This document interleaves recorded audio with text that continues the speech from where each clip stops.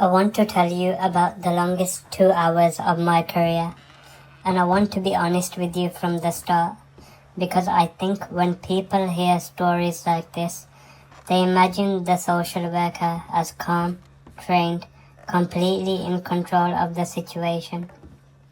I was terrified. I need you to know that, because I think it matters. It was a Tuesday afternoon. I got a call from the police.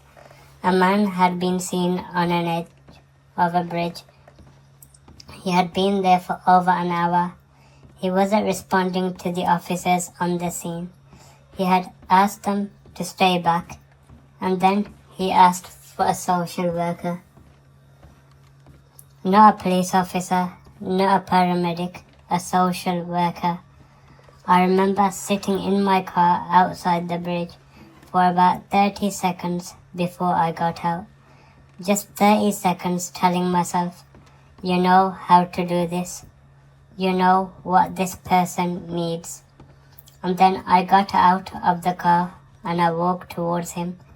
His name was David. He was 52. He was wearing a grey jacket and he was holding the railing with both hands, and he was looking at the water below, and he did not look at me when I first approached. I did not rush towards him. I did not announce myself loudly.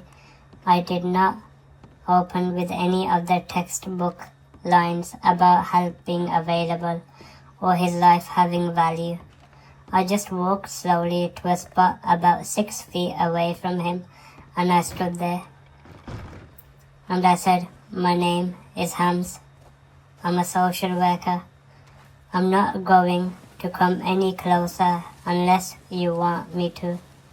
I'm just going to stand here for a bit, if that's okay with you.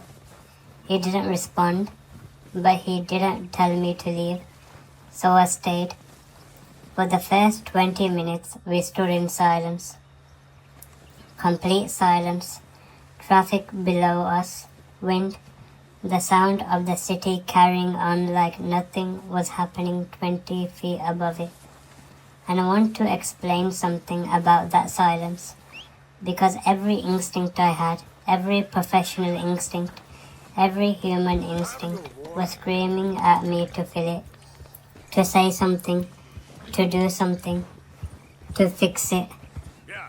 But I have learned, and this is one of the most important things I have ever learned in this job, that silence is not emptiness.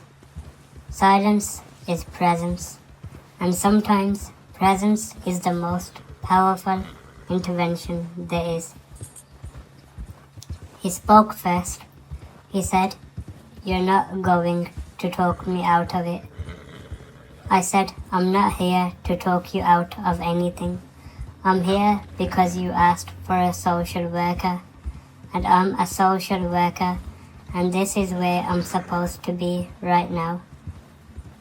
He looked at me for the first time, and then he started talking. Not about the bridge, not about whatever had brought him there that afternoon.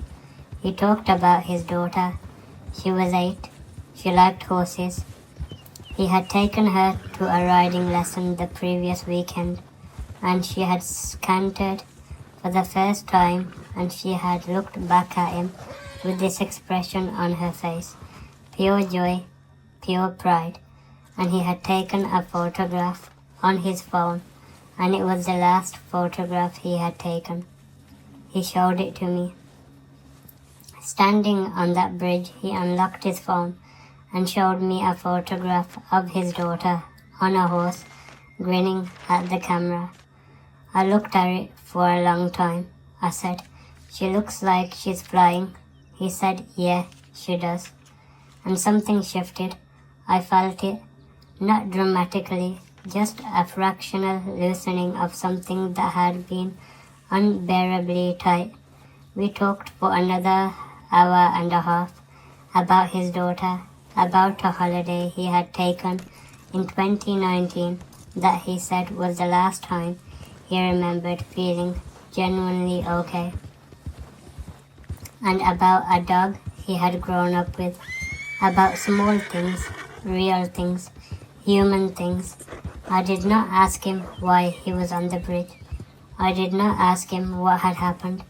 I did not assess his risk out loud or talk about services or next steps or any of the professional language that would have reminded him that I was a professional and he was a case.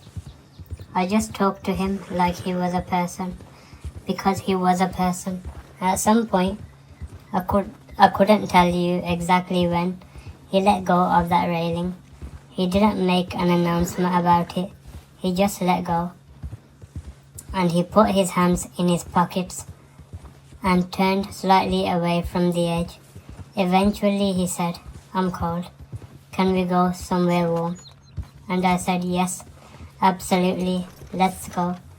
That was it. No dramatic breakthrough.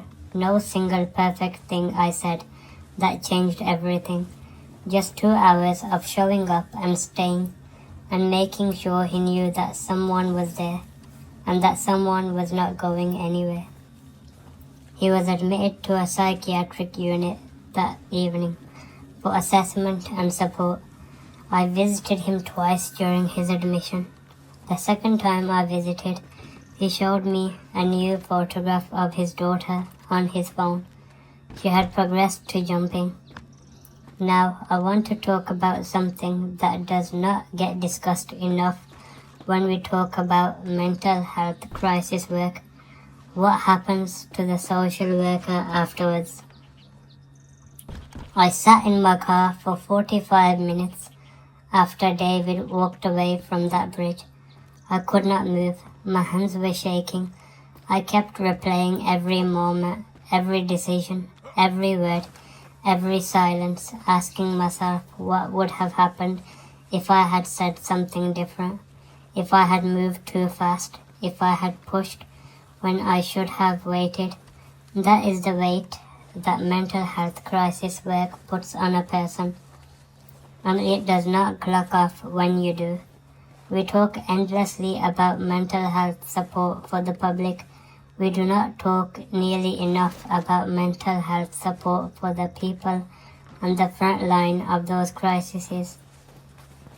The social workers, the paramedics, the police officers who show up to the worst moments of people's lives and are then expected to go home and be fine. We are not always fine, and that needs to be part of this conversation too. If you are watching this and you are in crisis right now, please tell someone, not because it will fix everything immediately, but because the person who shows up might be the thing that changes what happens next. And if you work in mental health, in social care, in any of the helping professions, please make sure someone is checking on you too, because you matter just as much as every person you show up for. If you enjoyed this video, subscribe and give the video a like.